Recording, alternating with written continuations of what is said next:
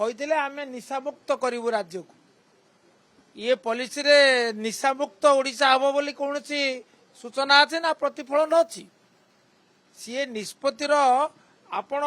पाउचंती के कोनोसी प्रतिफलन नाही एला मौलिक कथा कथा देई कथा भांगिले तापरे द्वितीय कथा हला जे जो नुआ माने अबकारी नीति आज गृह को अवगत कले प्रणयन करिया जाउचंती 3 वर्षिया नीति से 3 वर्षिया नीति रे गोटे बड़ कथाटी है आगुर जोटा थिला मिनिमम ग्यारंटेड क्वालिटी एमजीक्यू अर्थात प्रत्येक व्यवसायी तांकर निर्धारण करा जाए एतिकी परिमाण विभिन्न किस्म ये जो मद बिक्री करेंगे सरकार कहले आमे ता परिवर्ते मिनिमम ग्यारंटेड रेवेन्यू एक्साइज करू अर्थात आमे केते बिक्री करिवो कहू नाही किंतु एतिकी रेवेन्यू दबा आमे कहू एवं सरकार जुक्ति है एटा बहु राज्य रे ये आईन प्रणीत होईछि एवं ता द्वारा हमर राजस्व क्षति हबो नाही एवं द्वितीय कहते जो कुचिया प्रक्रिया जो इलीगल वेंडर से ह्रास पाइब मु एथिरे आदौ एकमत नुहे आपण जेतेबेले व्यवसायी मानक ऊपर निर्धारण कले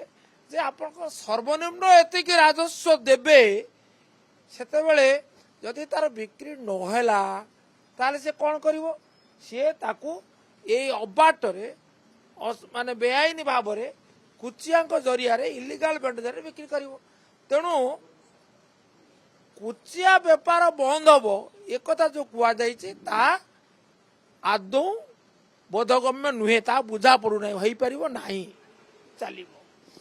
सरकार राजस्व सुरक्षित करने को चाहते तेणु से कहते राजस्व सुरक्षित हो पारे राजस्व सुरक्षित हो पारे जे केते गोटे दुकानी को व्यवसायी को केते परिमाण राजस्व दबा को पड़िबो प्रति मासरे निर्धारण जते हम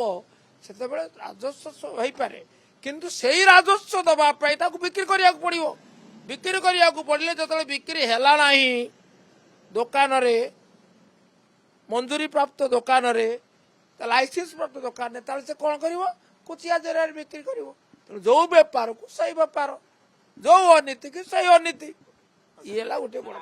आपण बड़ दांड में बिक्री हो बड़ दांड बर्तमान बिक्री हो बड़ा कटकणा अच्छी तेणुक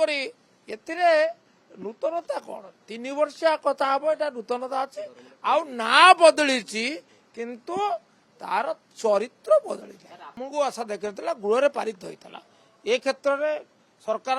सहित आम थिलु आम गृह पारित होता आमर सहयोग विधेयक पारित होता आम भाग नहीं सपक्ष मत रखिलु किंतु परवर्ती अवस्था लोकमत को सम्मान दे सरकार या कार्यकारी करेंगे निष्पत्ति नहीं एवं जिते आप कार्यकारी करेंगे ना ताले आपण से चुप रही गल तो हम ना आपन को केतक विधिगत प्रक्रिया को पूरण करने को पड़ो स्टाट्यूटरी रिक्वायरमेंट सेटा ये निष्पत्ति केतबेले बिल पारित होता आप निष्पत्ति कार्यकारी करेंगे ना अर्थात बिल अवस्था कौन हम बिल टी को आपण पुणी गृह को आने को पड़ो प्रत्याहार करने अनुपालित हवा जाऊँगी नोटिस देते विड्र करने गृहर अनुमोदन क्रमे से बिल टी पारित होता बिल टी प्रत्याहृत हम।